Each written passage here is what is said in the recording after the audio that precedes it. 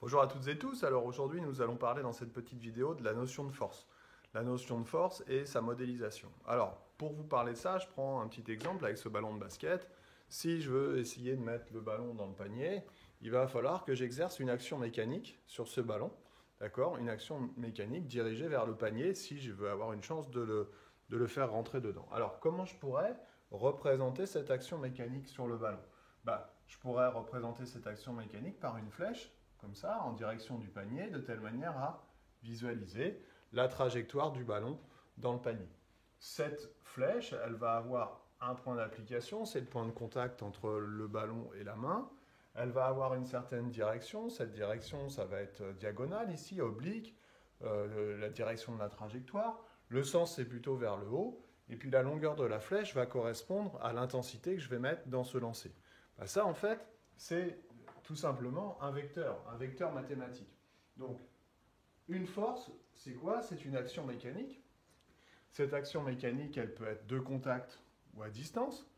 Action mécanique de contact, eh bien, on vient d'en donner un exemple entre le contact entre la main et le ballon. Et puis une action à distance, vous connaissez tous, c'est l'action de la Terre sur les objets. Si je lâche l'objet, l'objet va tomber parce qu'il est attiré par la Terre. C'est ce qu'on appelle la force d'attraction gravitationnelle terrestre. C'est ce qu'on appelle aussi le poids.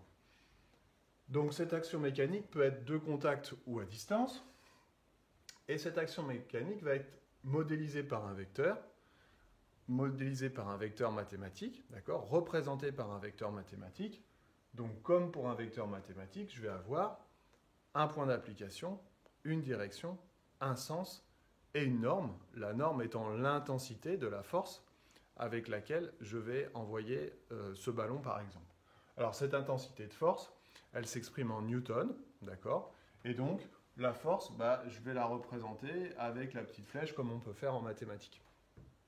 Alors à quoi peut servir cette force ou cette action mécanique? Cette action mécanique peut mettre en mouvement un objet. Effectivement, quand je pousse sur le ballon va se mettre en mouvement, d'accord? Il va acquérir une vitesse.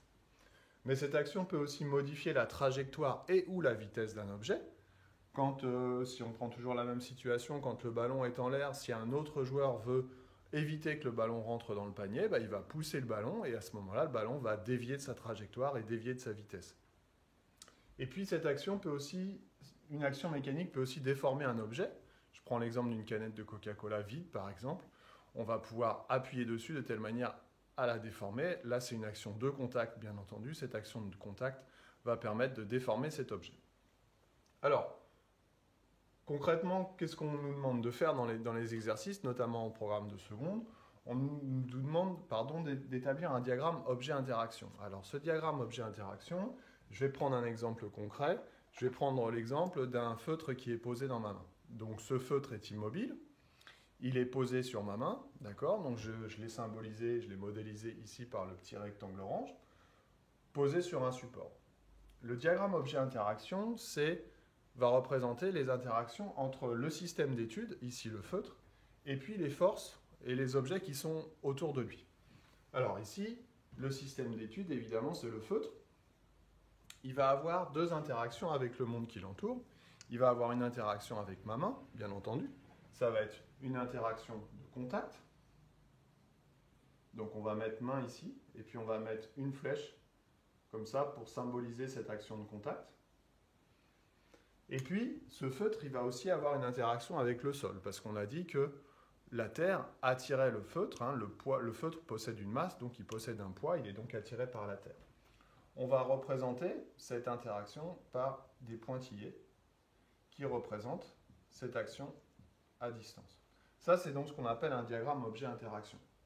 Si j'essaye maintenant de représenter sur le système, sur le feutre, les forces comme je les ai représentées sur le ballon de basket, eh bien, on va avoir la force exercée par la Terre sur le feutre, verticale descendante, ce qu'on appelle aussi le poids.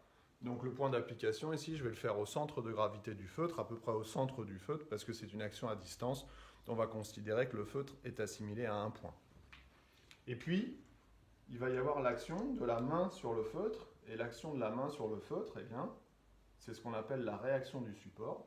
Cette réaction du support va empêcher le feutre de tomber. Effectivement, si je ne mets pas ma main en dessous, on imagine bien que le feutre va tomber.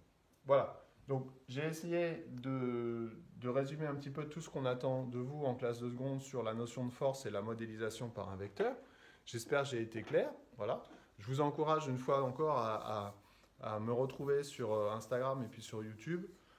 N'oubliez pas en fin de cette vidéo, comme en fin de toutes les vidéos, il y a un petit QR code. Il suffit de scanner le QR code avec votre téléphone. Alors si vous visualisez la vidéo avec votre téléphone, ça ne va pas être pratique, mais si vous visualisez la vidéo sur ordinateur, vous scannez sur l'écran directement avec votre téléphone le QR code et vous aurez accès au site sur lequel je mets des informations. Voilà. J'espère avoir été clair. Je vous dis à bientôt et puis je vous souhaite une bonne journée. Bye bye.